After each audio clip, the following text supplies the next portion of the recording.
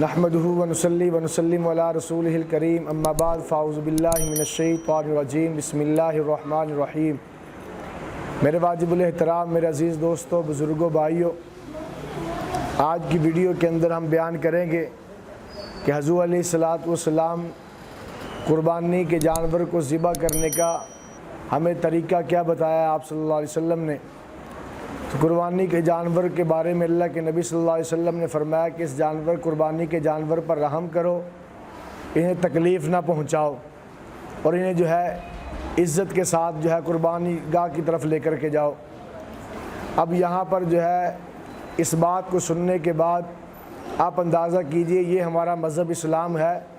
کہ جو جانور کو ذبح کرنے کے اوپر بھی اتنے ادب و احترام کا حکم دے رہا ہے کہ اس کے اوپر رحم کرو، اسے تکلیف نہ پہنچے اور اس کو عزت کے ساتھ قربانی کی جگہ کے اوپر لے کر کے جاؤ۔ یہ بات دشمن کو پتہ چلے، کفر کو پتہ چلے، ان کے کہو کہ یہ ہمارا مذہب اسلام ہے۔ جو آج مسلمان کو دہشت گرد کہتے ہیں، مسلمان کو انتہا پسند کہتے ہیں، ان تک یہ سبق پہنچنا چاہیے کہ جو نبی جانور کے اوپر ظلم زیادتی، جانور کو تکلیف نہیں پہنچانے دیتا، وہ انسانوں کو تکلیف پہنچانے کا کیسے حکم دے سکتا ہے؟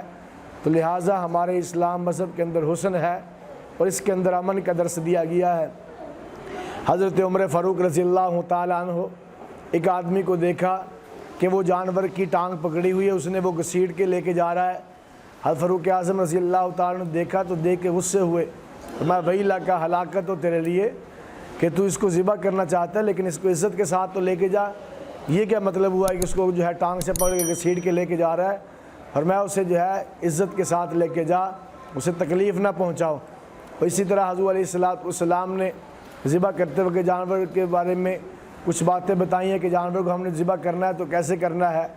تو ان میں سے پہلی بات یہ ہے کہ جس وقت ہم نے جانور کو لے کے جانا ہے ذبح کرنے کی طرف، اس جانور کو ہم نے تکلیف کے ساتھ کھینچ کے، کسی نے کان مروڑا ہوا ہے، کسی نے اس کی ٹانگ کھینچی ہوئی ہے، اس طرح گھسیٹ کے لے کے جانا یہ مناسب نہیں ہے، بلکہ اسے پیار سے عزت کے ساتھ لے کر کے جاؤ۔ پھر وہاں پہ اللہ کے نبی صلی اللہ علیہ وسلم کی حدیث مبارکہ، حضور علیہ الصلوۃ والسلام نے ایک آدمی کو دیکھا کہ اس نے جانور کو لٹایا ہوا ہے، اس کے اوپر چڑھ کے بیٹھا ہوا ہے اور اس کے اوپر بیٹھ کے چھری کو تیز کر رہا ہے۔ تو حضور علیہ الصلوۃ والسلام نے فرمایا کہ تو اس کو دو موتیں دینا چاہتا ہے، یہ چھری تو پہلے نہیں تیز کر سکتا تھا، تو لہٰذا یہ چھری تو نے پہلے تیز کرنی چاہیے تھی، اور جانور کے سامنے چھری کو تیز نہ کرو بلکہ علیحدہ بیٹھ کے چھری کو تیز کرو۔ تو یہ پہلا کام یہ کرنا ہے کہ جانور کو جس وقت ذبح گاہ کی طرف لے کے جا رہے ہیں عزت کے ساتھ۔ دوسرا کام یہ کرنا ہے کہ جس چھری کے ساتھ ہم نے ذبح کرنا ہے وہ چھری تیز کرنی ہے، اور تیز ہم نے جانور کے سامنے نہیں کرنی بلکہ پہلے ہم نے ذبح پہلے کسی علیحدہ جگہ پہ بیٹھ کے چھری کو تیز کر لینا ہے، اس لیے کہ چھری جانور کے سامنے تیز کریں گے تو اسے تکلیف ہوگی۔ اور تیسرا کام یہ کہ جہاں پہ جانور کو ذبح کیا جا رہا ہے اس کے سامنے دوسرے جانور نہ کھڑے ہوں، ان جانوروں سے علیحدہ اس کو ذبح کیا جائے۔ اب قربانی کے کئی سارے جانور کھڑے ہیں، ایک کو ذبح کیا وہ تڑپ رہا ہے، وہیں سے دوسرے کو پکڑا، اس کو چھری پھیرنی شروع کر دی، یہ بھی مناسب نہیں ہے، بلکہ دوسرے جانور الگ ہوں اور جس کو ذبح کیا جا رہا ہے وہ الگ ہو۔ پھر اس کے بعد ہم نے کام یہ کرنا ہے کہ ہم نے ذبح کرنے سے پہلے اسے ہم نے قبلے کی طرف منہ کر کے لٹا لینا ہے۔ منہ جانور کا قبلے کی طرف ہوگا تو فرمایا اس کی لید، اس کے بال، اس کا گوبر جو بھی ہوگا اس کا بھی قیامت کے دن وزن کیا جائے گا۔ تو لہٰذا جانور کے بارے میں سنت یہ ہے کہ اسے قبلے کی طرف منہ کر کے لٹا دیا جائے۔ اگر کوئی ایسی تنگ جگہ ہے جہاں پہ وہ جانور کا کوئی حساب بنتا نہیں، قبلے کی طرف منہ کرنے کی کوئی اس طرح کی ترتیب بنتی نہیں ہے، تو پھر جس طرح منہ کر کے لٹا دیں گے، ذبح کر دیں گے، ذبح ہو جائے گا۔ لیکن قبلے کی طرف منہ کر کے ذبح کریں گے تو یہ ذبح سنت ہوگا۔ اسی طرح پھر بعد میں جس آدمی نے حکم یہ ہے کہ جو آدمی جس نے قربانی دینی ہے وہ خود اپنے ہاتھ سے ذبح کرے، اپنے ہاتھ سے ذبح